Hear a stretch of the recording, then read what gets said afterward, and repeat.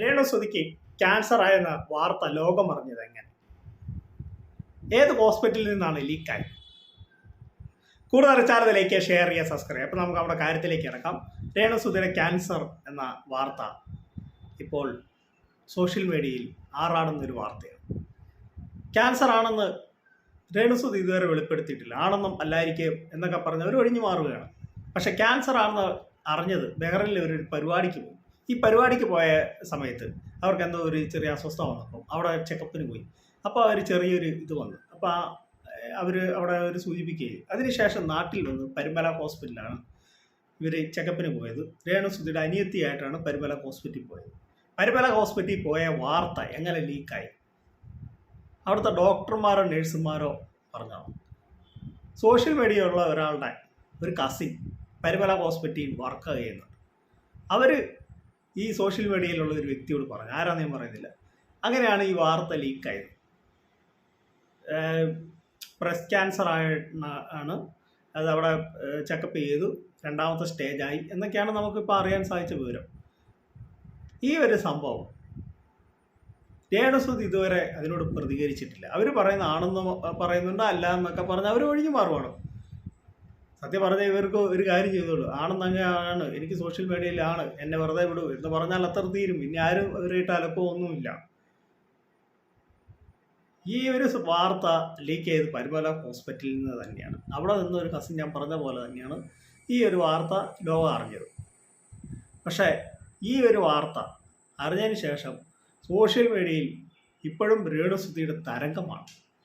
അതിന് കാരണക്കാരി രേണുസുതി തന്നെയാണ്. രേണുസുതി ഓരോ കാര്യങ്ങൾ പറയുമ്പോൾ അതിന് വ്യക്തമായിട്ട് പറയാതെ അവിടെ എന്നെ വെച്ച് ഒരുപാട് പേര് കാശുണ്ടാക്കുന്നുണ്ട്, നീയൊക്കെ തിന്ന് ജീവിക്കണം, എന്നെ വെറ്റി ഞാൻ ചത്താൽ എന്നെ ആവും എന്നൊക്കെ പറഞ്ഞാണ് രേണുസുതി ചെയ്യുന്നത്. ഇത് രേണുസുതി സത്യം പറഞ്ഞാൽ പ്രതികരിക്കാതിരിക്കുക, അല്ലെങ്കിൽ രേണുസുതി മിണ്ടായിരിക്കുകയാണോ ചെയ്ത ആരും രേണുസുതിയെ പറയില്ല. അല്ല, എനിക്ക് ക്യാൻസർ ആണ്, നിങ്ങൾക്ക് എന്താ എന്ന് ചോദിച്ചാൽ എന്നാ ആരും എന്ന് പറയും. ഇത് രേണുസുതി എന്നെ ഇട്ട് കൊടുക്കുകയാണ്, പബ്ലിസിറ്റി ആകാനും പബ്ലിക്കിന് വേണ്ടി ഇട്ട് കൊടുക്കുകയാണ് ഓരോ കേസ് കിട്ടും. എന്ന് വെച്ചാൽ അങ്ങനെയാണ് രേണുസുതിക്ക് വൈറലാകാം.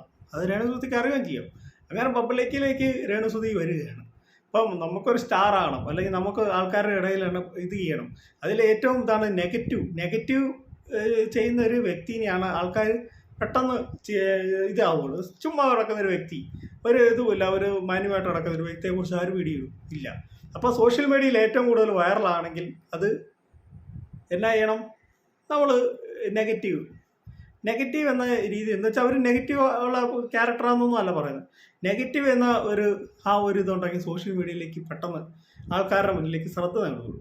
അതിന് ഉദാഹരണം ഞാൻ പറയും, സന്തോഷ് പണ്ഡിറ്റ് ആദ്യകാലങ്ങളിൽ അദ്ദേഹം ഒരു കോമാളിയായിട്ട് ചിത്രീകരിച്ച് ഒരുപാട് പേര് അദ്ദേഹം ചീത്ത പറഞ്ഞു. ഞാൻ അദ്ദേഹത്തിൻ്റെ ഫാനാണ് അന്നും ഇന്നും. ഞാൻ അദ്ദേഹത്തിനെ അന്ന് കളിയാക്കിയവരോട് ഞാൻ വിമർശിച്ചിട്ടുണ്ട്, നിങ്ങൾ കളിയാക്കാൻ പോകരുത്. എന്ന് വെച്ചാൽ പുള്ളി ബുദ്ധി കൊണ്ട് കളിക്കുന്ന ഒരു വ്യക്തിയാണ്, ബുദ്ധിപൂർവ്വം. പുള്ളി ഇപ്പം അങ്ങനെയല്ലല്ലോ. പുള്ളി ഇപ്പം ബുദ്ധി കൊണ്ട് കളിച്ച് പുള്ളി ഇപ്പം ഏറ്റവും ജനങ്ങൾ അംഗീകരിക്കുന്ന ഒരു വ്യക്തി എന്നും പറഞ്ഞ് രേണുസുതി ഈ കാണിക്കുന്നത് കുറേയൊക്കെ ഷോ ഓഫാണ്. കുറേയൊക്കെ ആൾക്കാരുടെ ശ്രദ്ധ പിടിച്ചു പറ്റാനും കുറേയൊക്കെ ഇത് സോഷ്യൽ മീഡിയയിൽ ഇപ്പം ഞാൻ കാണുന്നൊരു വാർത്തയാണ്, എപ്പോഴും കാണുന്നൊരു വാർത്തയാണ്. എല്ലാവരും പറയുന്നതാണ്, ഇനി രേണുസുതിയെ നിങ്ങൾ വിട്ടുകൂടെ, എന്തിനാണ് രേണുസുതിയുടെ പുറകെ പോകുന്നത് എന്നൊക്കെ പറഞ്ഞ് വാർത്ത ചെയ്യുന്നുണ്ട്. പക്ഷേ അവരോട് എനിക്കൊരു കാര്യം പറയും, ഈ ഇങ്ങനെയുള്ള ഇട്ട് കൊടുക്കുന്ന രേണുസുതി തന്നെയാണ്. ഓരോ കാര്യങ്ങളും ഇവർ ഓരോ ദിവസവും ഇങ്ങനെ കൊണ്ടുവരുന്ന അവർ തന്നെയാണ്.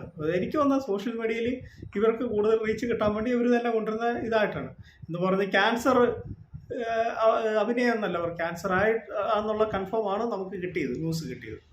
അത് ഞാൻ ഒരുപാട് ഇത് നമ്മൾ വീഡിയോ ചെയ്തിട്ടുമുണ്ട്. അതേക്കുറിച്ചല്ല ഞാൻ പറയാം. ഇപ്പം ഞാൻ പറഞ്ഞ രേണുസുതിയുടെ കാര്യമാണ്. എൻ്റെ കൊച്ചു വീഡിയോ അവസാനിക്കാൻ നിങ്ങൾക്ക് ഇഷ്ടമായി വീഡിയോയിലേക്ക് ഷെയർ ചെയ്യാൻ സബ്സ്ക്രൈബ്. മറ്റൊരു വീഡിയോ തുടർന്ന് താങ്ക് യു, ബൈ ബൈ.